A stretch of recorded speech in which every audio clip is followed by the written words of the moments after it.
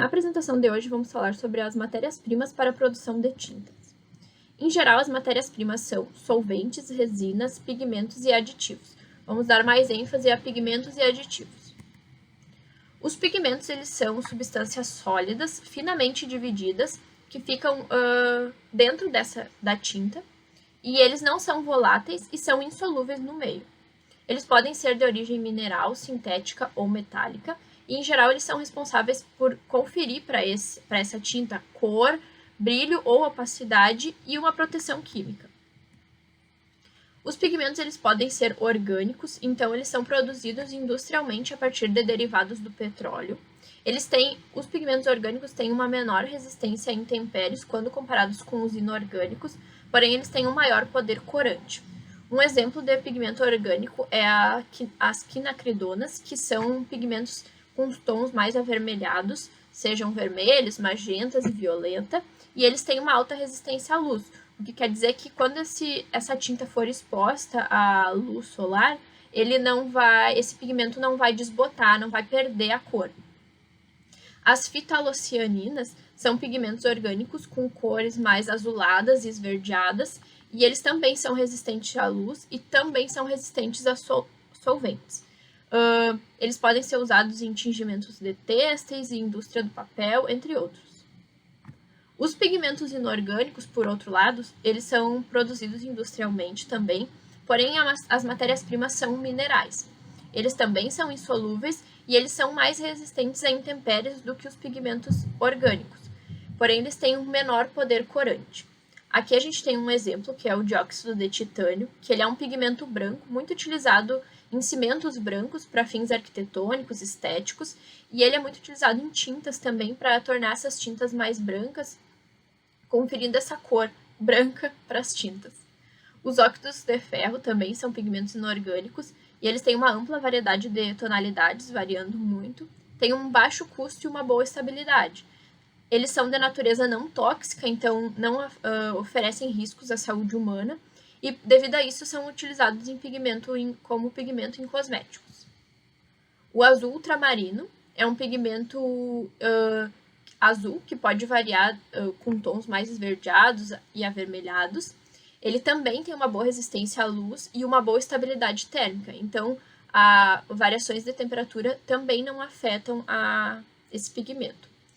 Porém, ele tem uma baixa resistência a ácidos e ele também não é tóxico. Pode ser utilizado em diversas tintas, sejam têxteis ou tintas para fins de construção e pintura. Os sulfetos de cádmio, eles têm essa tonalidade mais amarelo, podendo variar de um amarelo claro até um marrom. Também são muito resistentes à luz UV e têm uma excelente estabilidade térmica.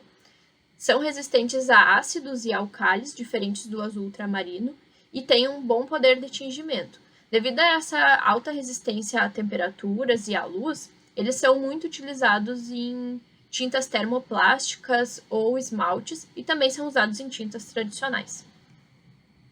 Os pigmentos sintéticos, diferente dos pigmentos naturais, eles são produzidos de outras formas.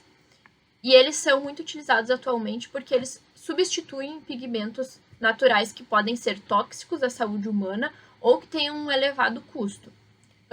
Também possibilitam a criação de novas cores e o efeito que ele tem é muito semelhante ou igual a pigmentos naturais. Aqui a gente tem o exemplo do pigmento ultramarino natural e do pigmento ultramarino sintético. Eles são muito semelhantes em aparência, porém o pigmento ultramarino natural ele tem um processo de produção complexo, porque a rocha de onde ele é retirado tem vários minerais, sendo um deles o que dá origem ao pigmento. Então, esses minerais, antes da produção, precisam ser separados nessa rocha, o que demanda uma maior complexidade. Além disso, a gente tem os aditivos, que são substâncias que buscam modificar ou conferir alguma propriedade de melhoria para essas tintas. Em geral, eles são utilizados em baixas concentrações, em torno de 1 a 2%, e são fabricados a partir de elementos naturais. Esses aditivos eles podem ser secantes, plastificantes, antimofo, espessantes, dispersantes, fungicidas, bactericidas e algicidas, umectantes, inibidores de corrosão, entre outros. Aqui a gente tem uma tabela dos aditivos. E a gente tem os fotoiniciadores, que são aditivos que a partir dos raios UV iniciam a cura das tintas. Os aditivos secantes, que aceleram o processo de secagem das tintas. Os agentes reológicos, que atuam como aditivos espessantes também, modificando a viscosidade dessas tintas e evitando que ocorram escorrimentos ou respingamentos dessas tintas. Inibidores de corrosão, que vão conferir uma maior resistência a processos corrosivos.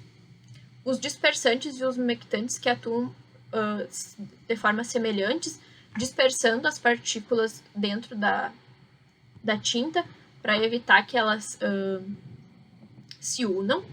Os bactericidas, que podem ser bactericidas ou fungicidas, que os bactericidas têm o intuito de evitar que impedir bactérias de surgirem nessa tinta, e os fungicidas impedir a formação de fungos ou algas nessa tinta após sua aplicação.